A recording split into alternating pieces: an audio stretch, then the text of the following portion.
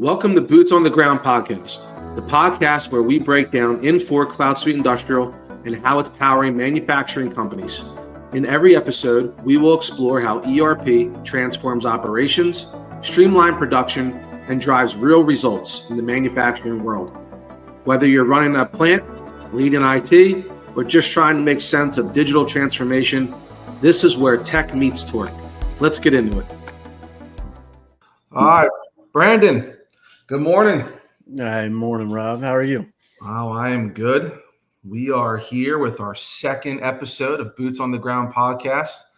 Very much looking forward to that. But before we get into it, how was your weekend? How was your Father's Day? Dude, Father's Day weekend, one heck of a weekend, man. Played a little golf, watched a lot of golf, smoked some ribs. I mean, there you go. Classic Father's Day. Classic Father's Day. What about yourself, man? Yeah, no, smoking meats and playing golf. That's what we do on Father's Day. That's what we do. My golf round was on Saturday though. It wasn't on Sunday. A couple buddies of mine, we've been talking smack to one another, playing this big match for about a year now, and it finally happened. It went the exact way I told him it was going to go, but we had a great time and came back to my house afterwards for a big dinner celebration. So it was fun. Good weekend. Did you walk away with the cup or? Yeah, of course. Yeah. A couple bucks in my pocket. It was a good weekend. Right. Okay. All right. Coffee's on you. I got it. I see. Yeah. Right. All right. So Brandon, tell our listeners what we got in store for them today.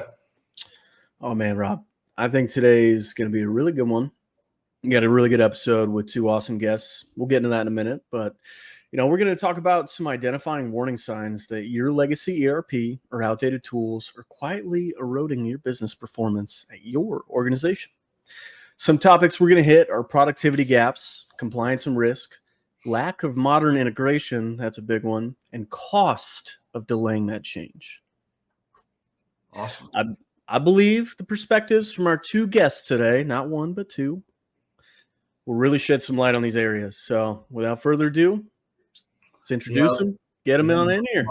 Yeah, likewise. This is going to be a good one. So one of our first guests, he might seem very familiar to you, as he was on our very first episode, David Trout, President and CEO of SolutionsX. And then our other special guest today is Shawn Windle. He's the founder and managing partner of ERP Advisories Group, also known as EAG. And EAG is an independent boutique enterprise software advisory firm. And Shawn has worked in this industry for over 25 years. So between these two guys, there's a lot of knowledge. I'm pretty excited for the questions we're going to ask them. Really excited to hear their answers. And I think it's going to be a good conversation. So without further ado, let's get them in here. Let's kick this thing off. Hey, there's Shawn. Hey guys. What's going on, gentlemen? Hey, Shawn. Hey, Brandon, Robert. Hey, how's everybody? Good. We hope you both had a great Father's Day weekend as well. Yeah. Hope you had to spend time with the kids and the family. I did. I got to play golf. I Nice. played a little game on Saturday, and I did not come out with the cup or a little money in my pocket. So, Rob, I need to know how many strokes you're going to give me if we play a little game next week. We'll figure that out. All right. We'll talk about that later. Awesome. Well, we really appreciate both of you making time and being with us here today. I think the questions we have for you guys and the conversations we're going to have is really going to shed some light on let's call it the ERP industry and what some companies and businesses should be looking for when evaluating ERP softwares. So, Shawn, start with you. You have been in this business for quite some time. I think it was over 25 years. So you've built a career on helping companies evaluate ERP systems. What first drew you into this space?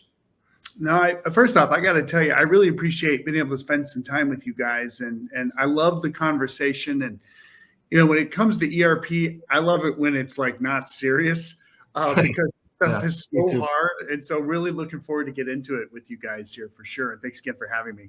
Awesome, thank you. Yeah, but I'll tell you, I think what got me into the space in kind of enterprise software was God, what in the world was I thinking?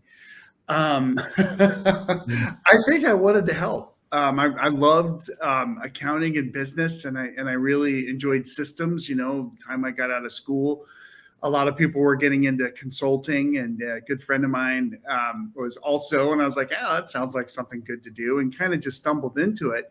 But it was a couple of years later in my career where I realized that the companies really needed help, right? The people going through, should I change, and which one should I choose? And oh my gosh, I got to implement this. I don't know what to do. And I get a great partner and great software, but I still need help. So I saw that about 5 or 6 years into my career, and I just loved it. I loved the opportunity to work with small, medium-sized businesses, manufacturers, distributors, different kinds of companies, and have done it since. So either with somebody else or with my own company. We've been about 15 years with ERP Advisors Group. We're doing really good, and I wanted to work in an industry that rhymed with burp, and ERP was close enough, and that's how I ended up at ERP. That's awesome. That's great. That's awesome. Well, from what I've known about your business and your team there, it sounds like you picked the right industry to be in. So that's very exciting stuff. And then David, you come from your history of work is all over the place. You were, we can go back. We can go back to your Air Force days. We can then go into you being a police officer. But when it comes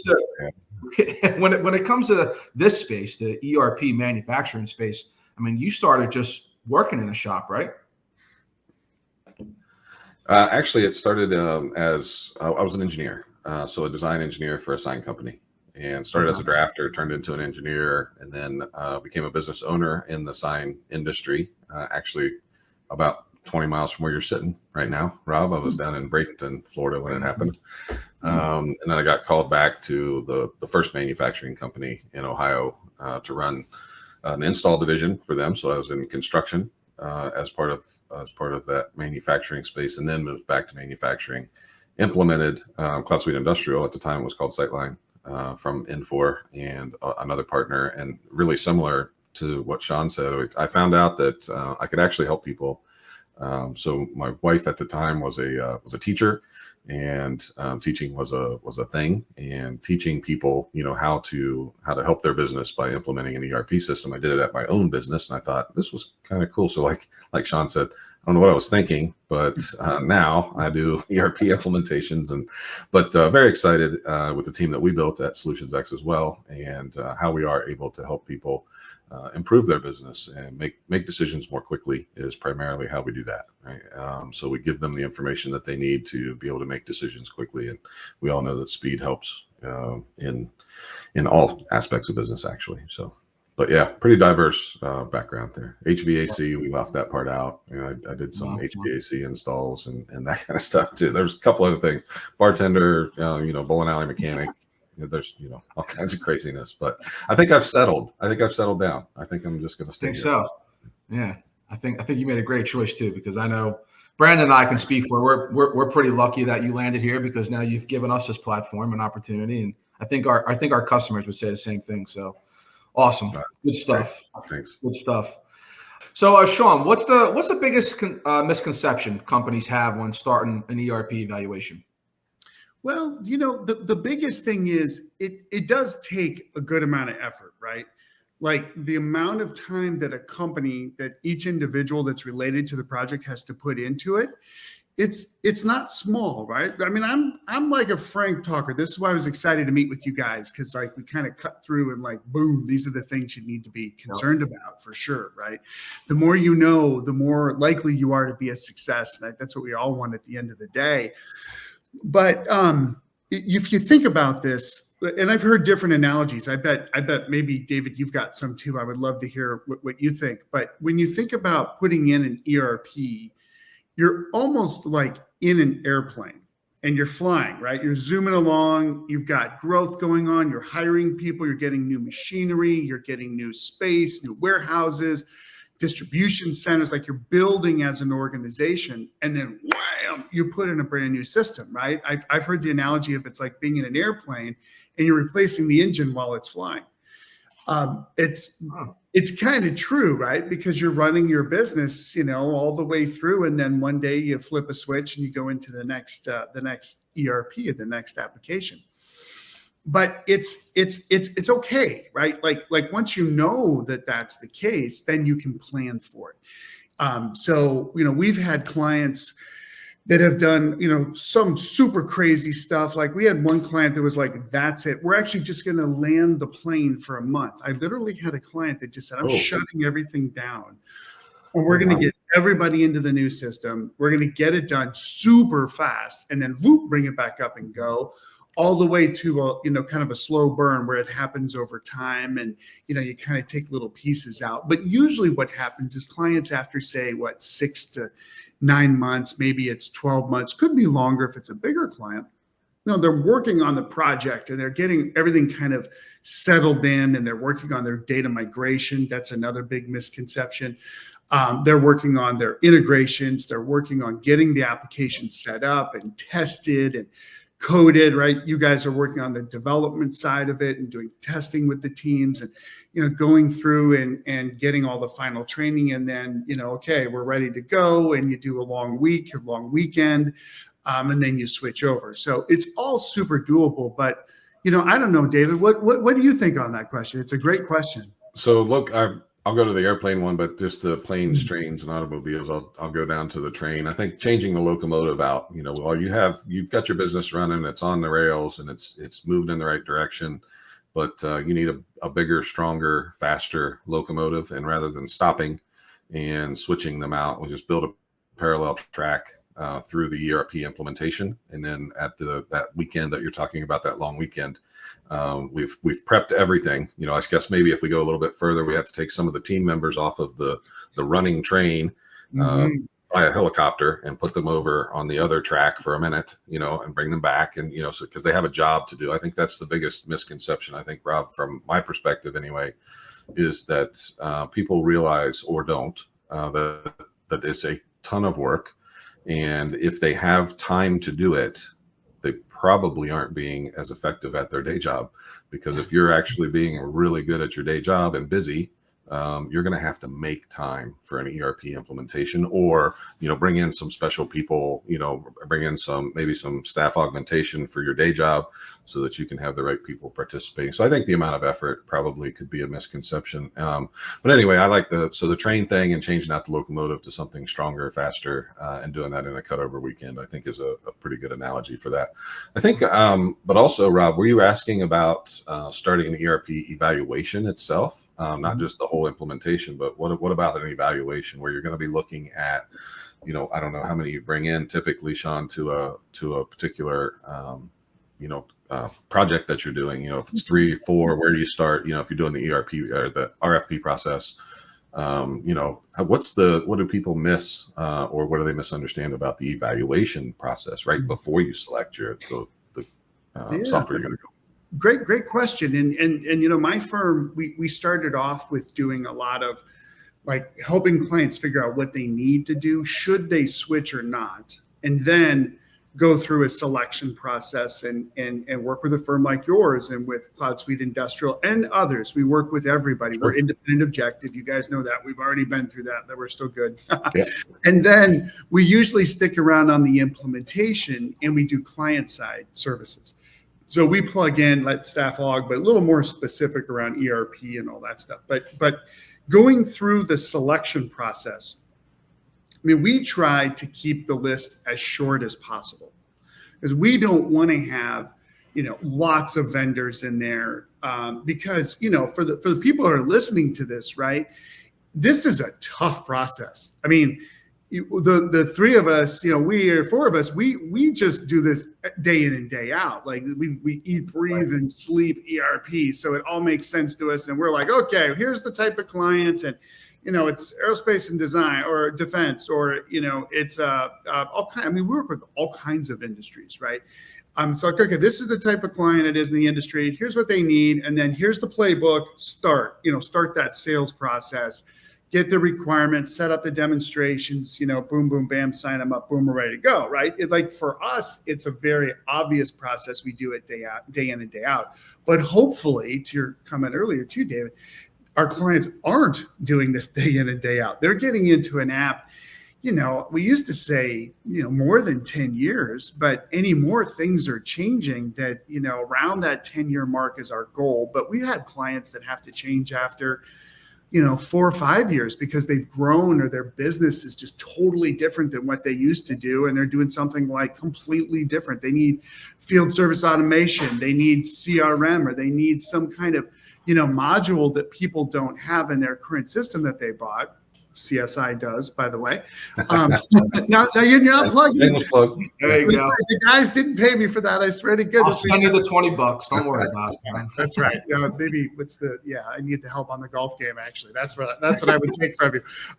But it's like so the misconceptions come in around like, whoa, like they all look the same, or like they're all so different, right? Like a lot of people just haven't been through this before. So when they start looking at the evaluation process, they'll dial 1-800 whoever it is, and they'll land with somebody that that's probably the biggest misconception I would say first is you don't have to stick with the company that you're with, right? Like that you call, right? If you get online, you fill out some form and you get some information. Most clients are like, okay, well, I called, Microsoft and Microsoft is selling me this application and I don't like them. Okay, well, it's not Microsoft that's actually selling. If you actually look at the email, you'll see that the name is somebody different, right? Yeah. So the first misconception is you don't have to actually like buy and work with the person that is like you're trying to engage with. You got to find out who they are, like what's their interest in you, right? And you definitely need to pay attention to that, because the people that you work with when you're going through an evaluation, you better like them, because if you don't like them now, you're definitely not going to like them when you get into all that hard stuff that we talked about earlier, David, during the, when you're changing out the locomotive. So you got to like the people that you're working with and just know there's a choice and some options there. And again, that's why I love plugging in with you guys and doing this call, because you're the kind of guys that really want to help clients. And I love that, right? Like you really want to do the right thing. So that's the first misconception. You don't have to just work with the guys just because they returned your phone call. The second thing I would say is, and you guys can keep me honest on this, is that there is variability in pricing. So when you get all the way through the process and you're looking at vendors, you're looking at software, you separate between the software solution, the implementation partner, and you like both. When you're going into that negotiation, I mean, you guys probably have some good tips here too, David, but we don't tell our clients like, let's beat up the vendor and get the best price, because your job depends on them. Remember, on the vendor that you're, like you guys. So, we might want to treat you with respect and dignity, like for real. But there are things that you should think about. The duration of your contract, right? Of course, the discount, the annual discount on software, but maybe you buy a little bit more software and you grow into it over time, you get a little bit bigger discount, right? Or things like that. So that's probably the second thing I would say is there's variability in those. And on our website, we list all those things that you could kind of think about in terms of those things. But I don't know, David, what have you seen there? Yeah, so I would go back to on the software side, and at least I believe I'm not breaking any rules by saying this, but I know Rob and Brandon and Nick, the sales team here at SolutionsX, they'll go to bat at Infor, but it really has to do with volume. It's like how big, right? So it's not what are you buying from us and how much of it, type of thing. And it's like somebody would say, well, I want a 12% discount. Okay, well, in order to get a 12% discount, you're going to have to buy like $600,000, $700,000 worth of stuff. So it's really kind of that way, right, Robin? For not speaking out of turn there a little bit, but we'll let it slide. So we'll let it slide. Okay, yeah, I might be off a little bit on that, Shawn, but I would say but it's really more about it's not. We really try hard, and especially at Infor, we're Koch brothers now owns Infor. They're about the long game, long-term partnerships, a long-term plan. So gone are the days of, oh my gosh, it's quarter end. I can get you 20%, but you got to sign by this day, because Coke understands I'm going to lose 20%. I'd rather you just go ahead and sign it, next week. It's fine. So anyway, some of that's changed a little bit. So if I'm speaking a little bit out of turn, I'm going to get yelled at by some of our informed people. I apologize for that. But on the implementation side, that's where we get a little more staunch. Here at SolutionsX, we are uber successful. Our success rate is off the charts, well above what Gartner reports as average ERP success rates, well above that. We hire above the line as well. Everybody that we hire here as consultants at SolutionsX are manufacturing experts and have been in manufacturing for long periods of time, at least client facing. So Brandon, sales side, a little different, but so anyway, rates kind of rate. And we almost look at it as, it would almost be unethical to give client B a lesser rate for the same service that client A is getting and paying a higher rate for. It's like, this is the fantastic service that we provide. And we set up our annual budget, our plan for what our revenue plan looks like and our spending and how we can train our people. And we set all of that up at that rate. And so it's like, yeah, you want us to come do your project? We'd love to, probably. We'll evaluate you and make sure, that we want to. But if you want us to, it's pretty much the rate's the rate. And we want to be well upfront about that, because again, it's kind of unethical to give somebody else the same service for a different price. I don't like it. Mm-hmm.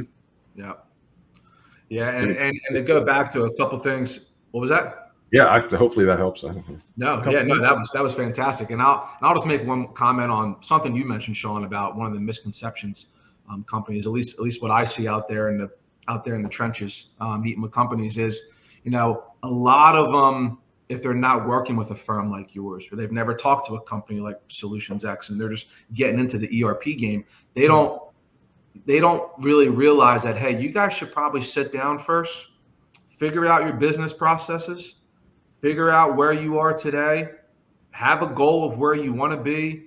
What do you need? This and that. So I think that's one of the biggest misconceptions, is that there's a lot of legwork that needs to go into starting a ERP evaluation for a company. Because I've been on both sides of it, where there's companies that are very prepared, and then there's companies that are not very prepared. Of course, we help them prepare, but it does make a big difference when companies are prepared versus not prepared. So that was all great stuff. And you also mentioned one other thing, which leads me to my next question. When you're about to embark on this journey, building a team, having the core group be involved in an ERP evaluation. So how do you help teams distinguish between what they want in a system and what they actually truly need in a system? Yeah, it's not easy. Sure it's not. And I appreciate being on with you guys, and I always try to say things that are like really easy for people to like glom onto. You take it as a nugget and you go. Here's the thing, right? That this stuff's really hard, and you're not going to do it for a long time after you do this one. So you sort of got to say, like, okay, here's everything that we need and want. Put it in a box. And the difference between need and want is very relative to each individual, to be totally honest with you. Yep. So what we do when we're helping a client go through their needs analysis, that's actually the first phase that we help clients through, even before you get to selection. We help them sort of say, who are the key people in this organization that are going to be impacted the most by this software.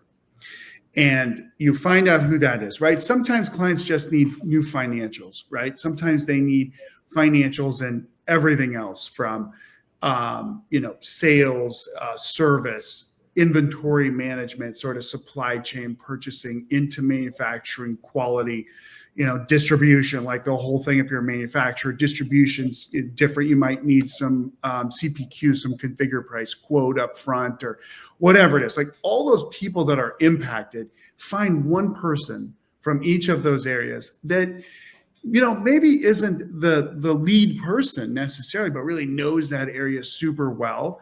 And that they have kind of a viewpoint of like the greater good, meaning they're not like, I got to get purchasing. It's got to be perfect over anybody else, right?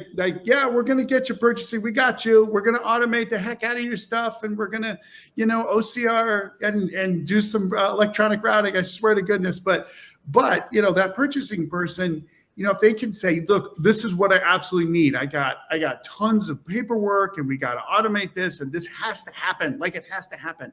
But I also need, I don't know, something that, like something that they really kind of don't need. You need the person to be able to say, well, all right, these are the things I absolutely have to have. And these are some nice to haves, right?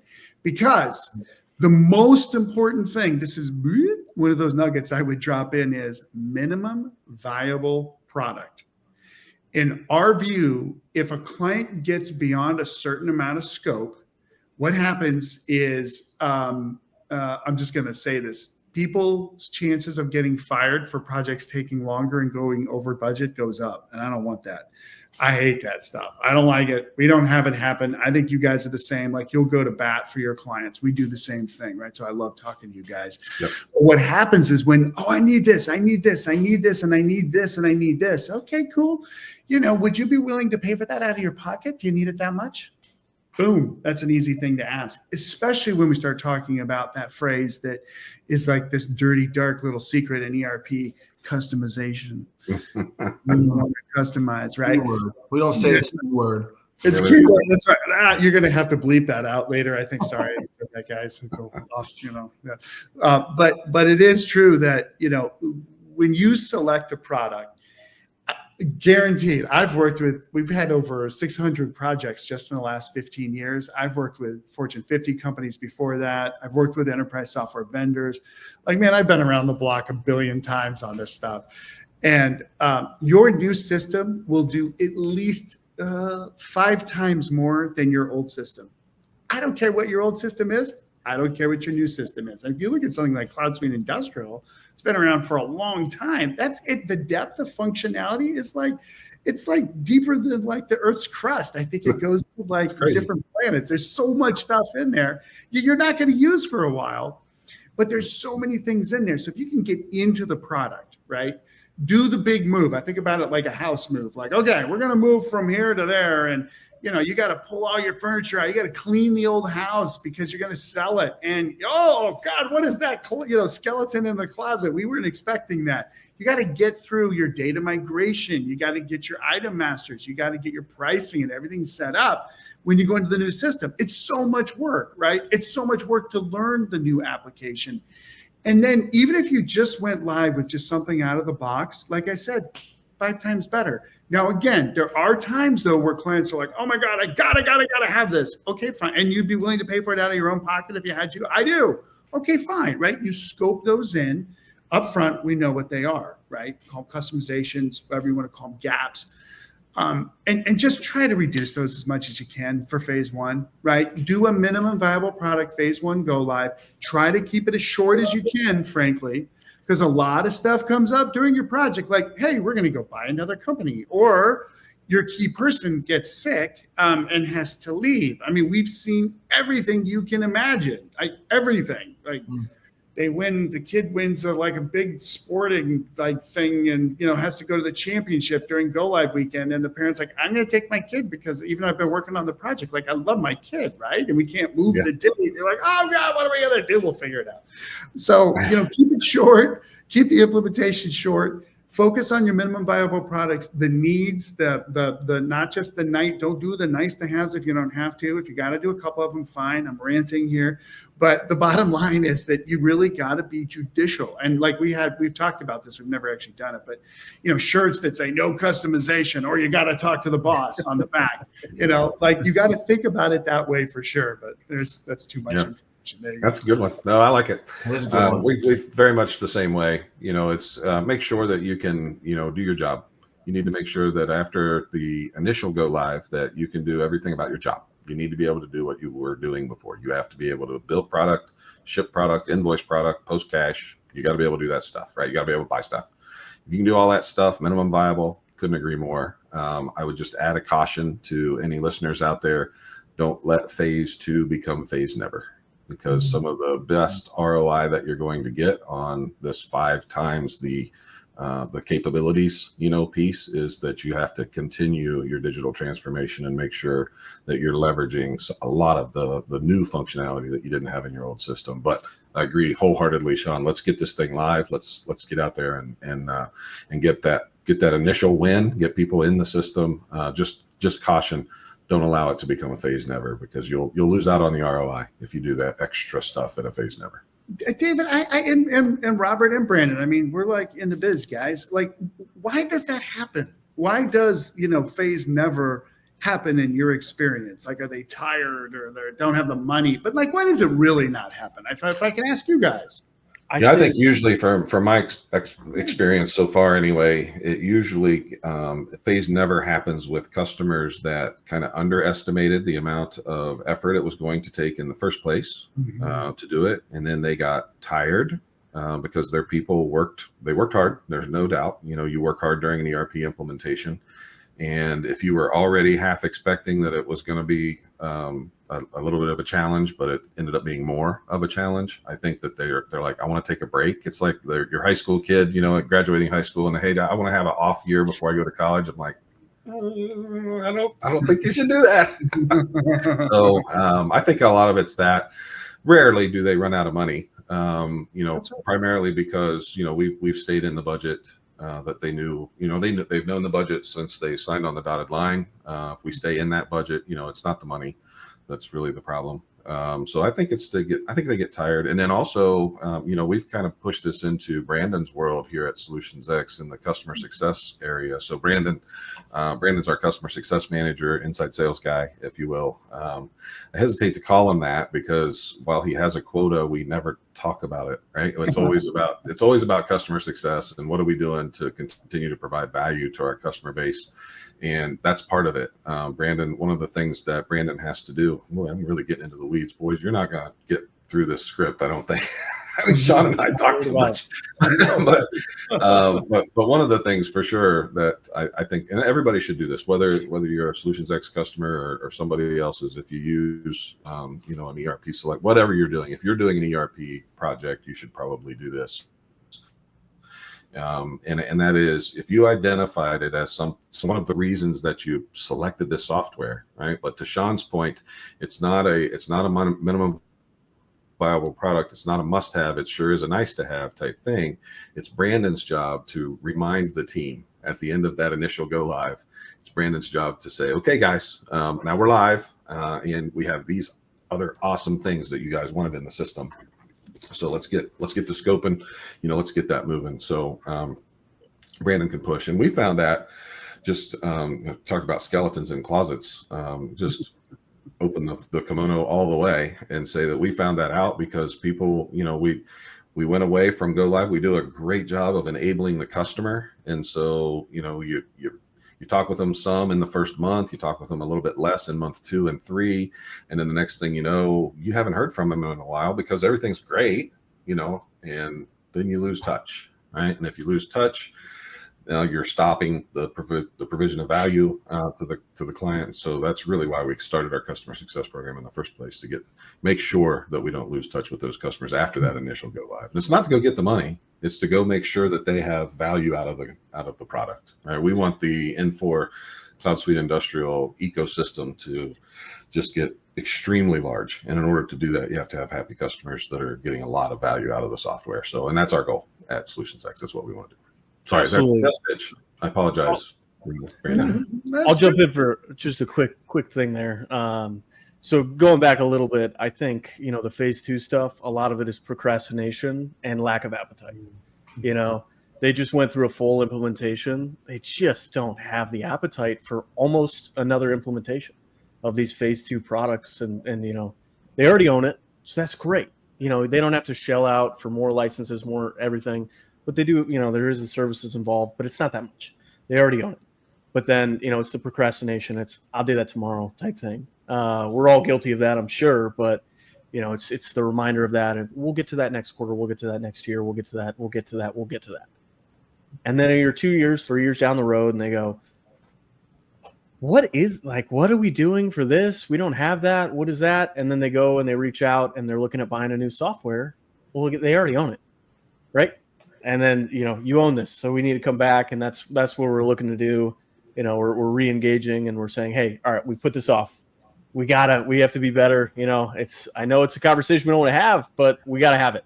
And then, talking to the customers and engaging them, re-engaging them on this, they're going, why didn't we do this sooner? And we're like, we know why we didn't do this sooner, but it's great to do this because yet again, they already own it.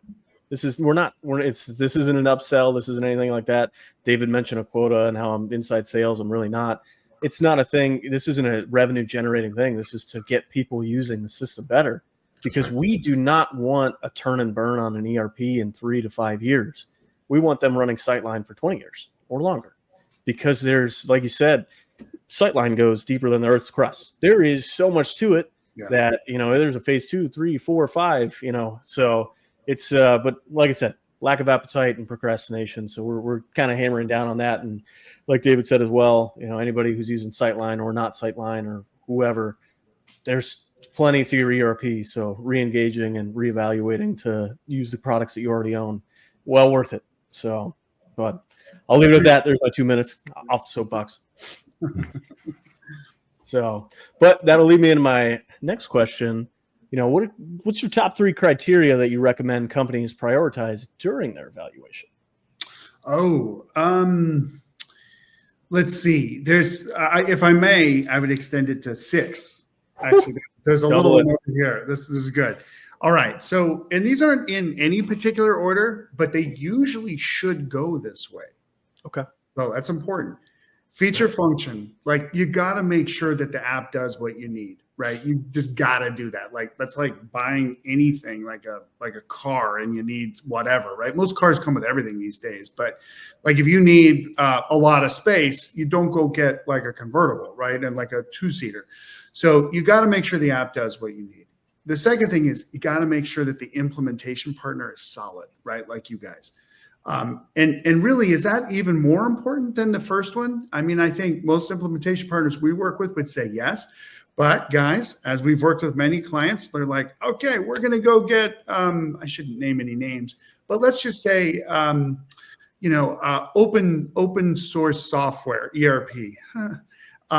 Because it does everything, that we need. And there's like a company in France that supports it only in the entire world. Okay, good luck with that. But, so people do some crazy stuff. I mean, they just do, guys. But definitely the implementation partner is vital. And I'm just going to say this again. I like to say these things to you guys. This is a very frank conversation. You want to pick the implementation partner that you're willing to bet your job on because you are. And this is like a direct communication to the project sponsors that are interested in this, so much so that they would be, this long into our podcast because they're like really trying to learn this stuff, right? Please pick the partner you want. Okay, good. I'll move on. Technology platform. That's the next thing. So, there really is a difference between supporting e-com, EDI, like maybe you need some, advanced workflow stuff. Like the technology platform is vital. You need to work with a company. Like I think Infor has done a good job of this.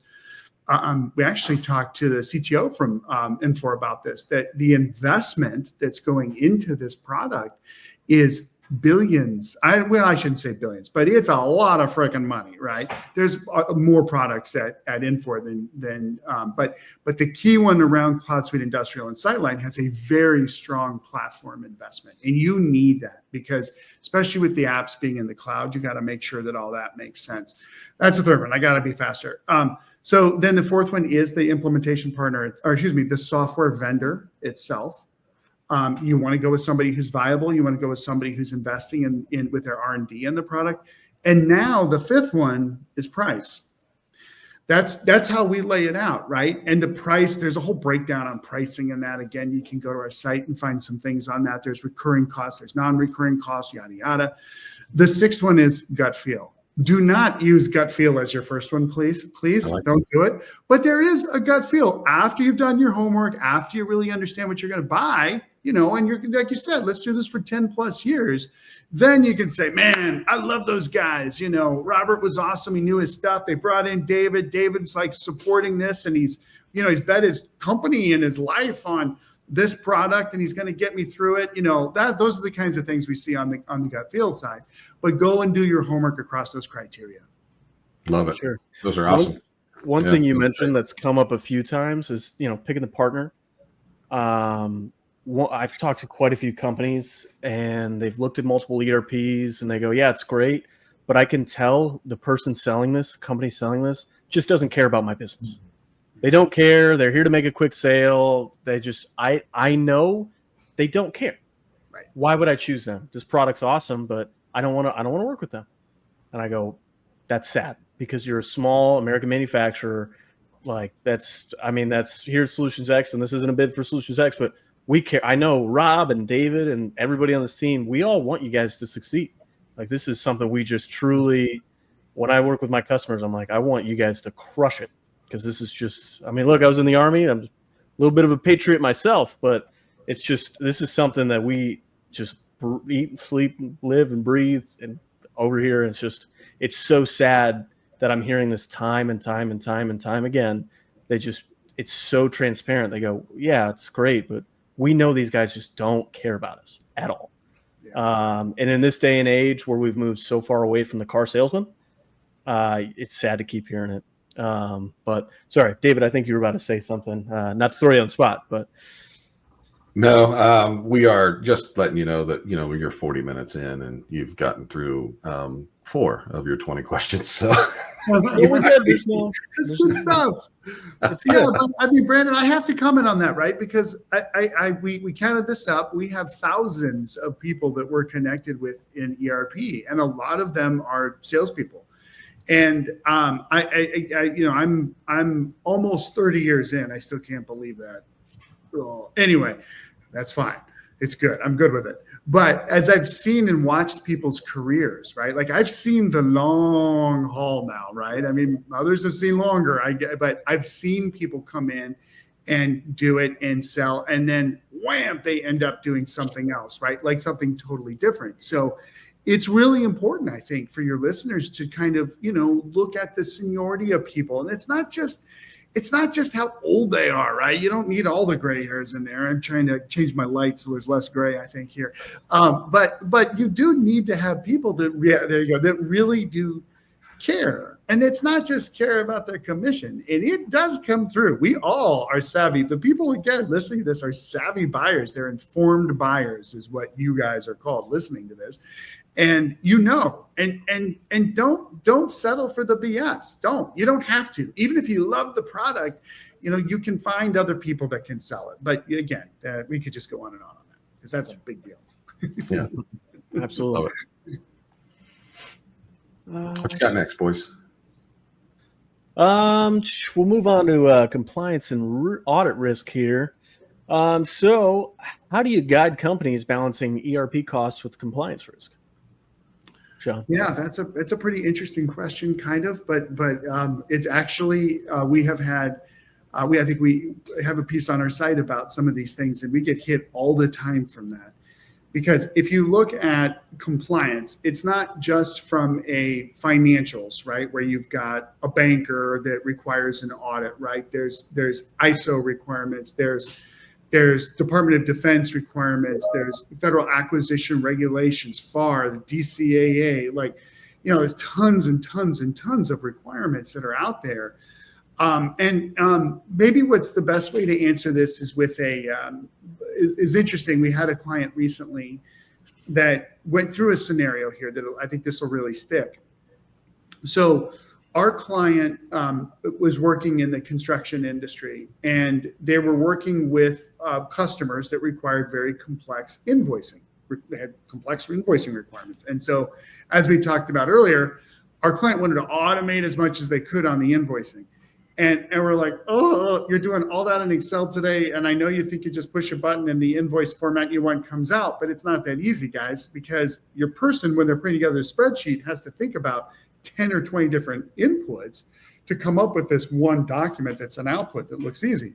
But when we were looking at justifying the cost and sort of building this area out, it really came down to, oh, you want a compliance system. So the more they could comply with their customers' billing requirements, the faster they got paid.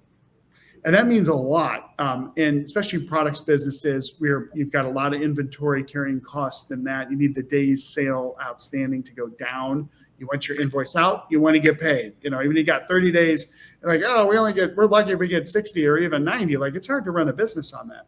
So, there's of course just the bare bones requirements of compliance that you just got to do, right?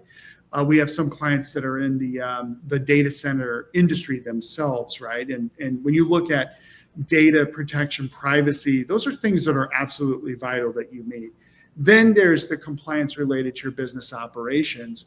You might have a little bit more leeway there, but an ERP is a good opportunity to build in the compliance into the system. So maybe you're less reliant on your people, but the system can drive the compliance and make sure that you stay in. So it's important for sure. There's no doubt. Awesome. Have you been hearing anything, Shawn, lately about the whole tariff thing going on in the first half of the year when that kicked off? Do you have any clients bringing that up as a possible, audit risk or compliance? Yeah. I mean, I haven't heard anything in the last 40 minutes because I've been on with you guys. It's been a big deal for everybody, right? I know you guys have heard it too. That this is a great point too about tariffs. Tariffs are real, right? We're in a different environment now, and whether they're this amount or that amount or whatever, that seems to change by the hour, by the minute.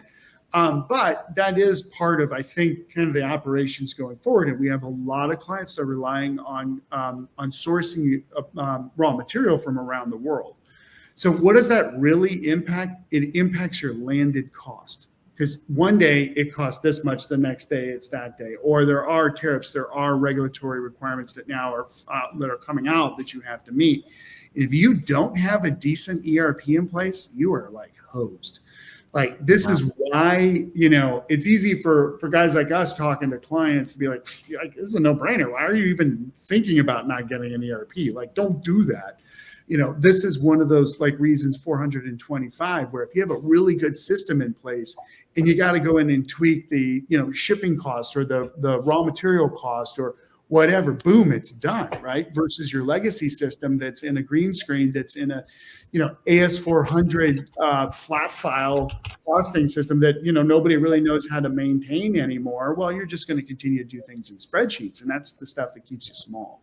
So I kind of looked at the tariff things and talked to a lot of people about that. We've actually done a lot of recordings on that too, that if you have the right systems in place, it's not just like go in and change a little, number here, but especially when you have a great partner, I think like you guys are, that you can go in, you can help the clients get set up to make those adjustments, pretty quickly. I mean, is that what you guys have seen too? What do you think, David? Yeah, very much so. Yeah, very much so. Very much so. So, and that actually leads me to my next question, because you mentioned, if you didn't have the right ERP in place when stuff like that happens. So when it comes to cost of delaying or the change your ERP, what do you think the biggest risks are for companies who delay their ERP transformation? I think this is like a softball for you guys. You're welcome. You should look at the how long your implementation people have been with your implementation partner, because your biggest risk, it's something you've never thought about before, is the implementation partner loses the people. Like, I'm just being honest with you guys right now. And I mean that, especially in some of the other software ecosystems that we work with, where somebody can go to another company and can make a ton more money in the short term. There's a lot of just changes that happen. And so you get this great architect that helps to sort of define the system and get all these requirements set, and you start building it out and everything's good, and wham, the guy leaves, right? Or, something else happens. Or the gal, she just, whatever, moves to a different part of the company or whatever. So your biggest risk is actually, it's keeping your team, not just the implementation partner, but your team intact long enough to get through that phase one, right? Now, once you're through that, you can change some things out. You can bring in maybe some account sort of support people or customer support people that can do some of those other enhancements once you get through the big lift. But that's probably the biggest one that I see is just, people are changing. And a lot of our clients have just, crazy stuff that's going on, or people are changing their jobs, or let me see, the most recent one we had was a client. What happened there? Well, he's trying to retire, right? And so he wants to put in a new system because he helped build the old one 15 years ago, right? And the project gets pushed a little bit. And then like his wife's like, okay, it's me or the system, honey. What are you going to do? He said the system for a while, thankfully. But now he's off and everything's fine. It's all good. But, you have people, even though it's technology and it's software and it's process and documents and all this stuff, it really is about the people. So you have those typical people challenges that everybody has. Sure. Yep. Makes perfect sense. So I have to hit the softball. Go I ahead. have to hit the softball since I tossed it up there. So our turnover is phenomenally low. We've only had 2 people that I can even recall leave for other jobs type thing since I took over, at least. For sure, it's been only 2, and so our turnover is great. We here at SolutionsX, it's people first, their family second, and the customer third is how we look at it. And I think that resonates through our culture, and people like to stay here and work here. So, and I couldn't agree more, Shawn. It's consistency through the project is fantastic if you can have it, and especially on the customer side, because quite frankly, it might even be harder. We have people that can step right in. If I have a Bill and a Fred, because they are both very much, I picked those names because I don't think we have a Bill or a Fred. So I didn't want to get anybody, but we have a Bill and a Fred. They're both manufacturing experts, with decades of manufacturing and ERP experience. I can pretty much unplug Bill and plug Fred with a little bit of disruption, but not a ton. It's really hard though if somebody has Sally and Brittany, and Sally's been in the job for 40 years and she decides to leave, and they could replace her on the team with Brittany, who was working under Sally, and trying to learn what was going on, but Brittany's not quite ready yet. Oh, we're in a lot of trouble. Right. And so we see that on the customer side a lot worse. And I'm sure that across the ecosystem that while we're not alone in having low, there are some out there, as you indicate, Shawn, where they run through them, and a lot of times it's the bigger firms. So another reason that we like to be as boutique as we are. Thanks for the home run. That's a home run. He hit it. Perfect. It's a home run. Boom. Awesome. Well, this actually leads me to our last section here. So we like to do a little final insights, and Brandon and I have come up with this little game where our final question is, let's picture you're in an elevator. You got 60 seconds to give someone this answer, right? So you two are both experts, so I'd love for you to both take a 60-second stab at this one. But our final question is, what is one piece of advice that you would give a C-level executive, plant managers, VPs, whatever level of the business or the company? What's one piece of advice you would give them before they start an ERP evaluation? It's easy. The one piece of advice I'd give to plant manager, lead, VP, CEO is take a vacation. Seriously, do the vacation before you start the project. And then you're chill, you're cool, family's all right. You do something fun with the kids. You hang in with, with your wife, or you're with your husband, whatever. You're like, okay, everything's cool. Because when you hit the ground with that ERP, like when you guys show up, like we even help clients do like data cleanup and get their integration set, and like try to figure out their change management even before the implementation partner comes. Right? It's a lot of work. So just be ready for it. Go in with your eyes wide open for sure. Don't just pretend it's going to be fine. Like really understand what you're getting into. But yeah, like go chill for a week or two and then be ready to rock and roll. I like that. I love that. Yeah. It's a great answer. It's going to be way better than my 60-second answer. So what's the one piece of advice that I would give a company if they were starting an ERP evaluation?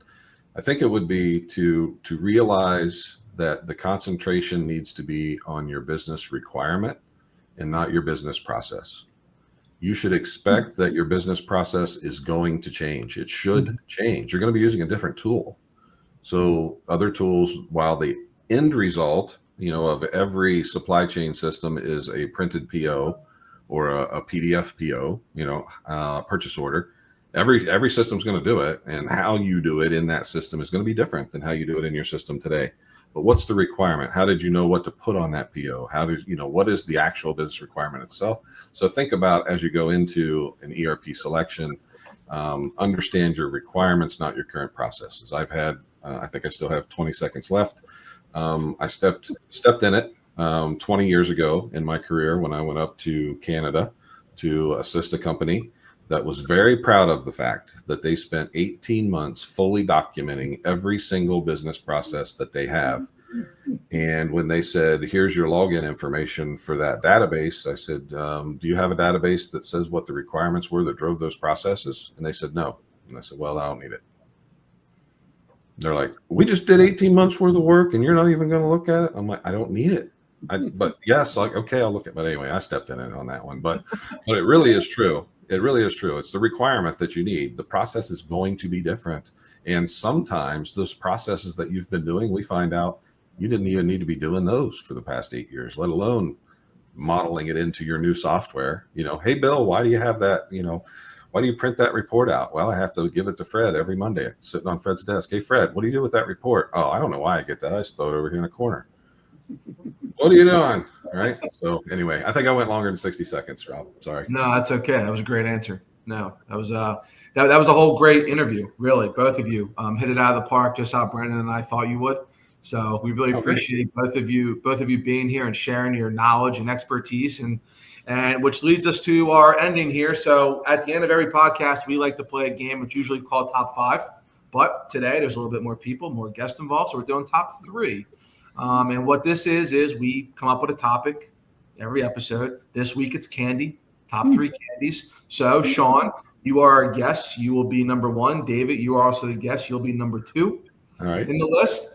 I'll go 3. Brandon, you'll go 4. And Shawn, you just read out your top 3. 1 being, your most favorite candy, down to 3. And then David will go, I'll go, Brandon will go. And the trick of it is if Shawn says something that's on David's list, my list, or Brandon's list, you better correct it on the fly, because you can't have the same candy. And then what we do with this, Shawn, is we put it on our landing page and get people to interact and vote on who had the better list. So love it. So oh man, candy. All right, Shawn, candy. go. All right, so go ahead, Shawn, you're up. Okay, so Butterfingers, Reese's Peanut Butter Cups, and gummies. Oh, nice. Nice. All right. So my number 1 was Reese's Peanut Butter Cups. So I guess I have to pull that out. So I'm going to go with something very similar to your number 1, Shawn, and I'm going to go with the Fifth Avenue bar then. So Fifth Avenue, Zag Nuts, those are all Butterfingers. They're about the same thing, right? So pretty good. And then I have to also go along. Skittles. I love the fruity stuff. So Skittles and hot tamales are probably my top 3. Old choice. Hot tamale. Well, Rob makes fun of me. We were sitting in a conference one time. I forget what state we were in, and Rob was beside me. I reached down in my laptop bag and I pull out a thing of hot tamales. He goes, "What are you, like 4?" Like, yeah, I like candy, dude. It's better than 3 years old. These are my daughters, but yeah, right. Oh. It's fine. It's fine. All right, Brandon. Shawn, was your last one gummy bears? Was that your last one? Yeah. Yeah. Like, dude, I brought these specifically for that, gummy bears. That's right. That's a good one. All right, so my top 3, number 1, I am actually going with the classic Hershey bar. Oh, That's my number 1. 2, I'm going to go Twizzlers. And then number 3, I'm going to go Jolly Rancher. Jolly Rancher solid. Oh, okay. Yeah. All right, Brandon, round us out. Milky Way, strawberry Laffy Taffy. I normally have a bag of those at my desk. Get them on Amazon, 4-pound bag. And then Starburst. So okay, some fruity stuff. Yeah. Chocolate. Everybody was chocolate first and fruit also. Yeah, I like it. That's right. But I'm a big ice cream guy. I made homemade ice cream with my kids yesterday for Father's Day. Oh, fun. Cool. But That sounds good. it's All actually right, kind of guys. Well, thank you for playing the game. Thank you for taking time to answer our questions. Who doesn't love talking about ERP? So, as we all There's sit plenty here of people. laughing. Yeah, right. Probably people right now going, "You're an idiot, Rob. No one likes talking about ERP." But thank you very much. We really appreciate your time, appreciate your insights, and hopefully we'll have you on again here at a future episode. Yeah, really thanks. appreciate it. Sean. Appreciate Yeah, it. good to talk to you all. Thanks again for the opportunity. Lots of fun. Lots of fun. Thanks, guys. Have a good week. Take Take care. it easy. Bye. Bye-bye. Bye.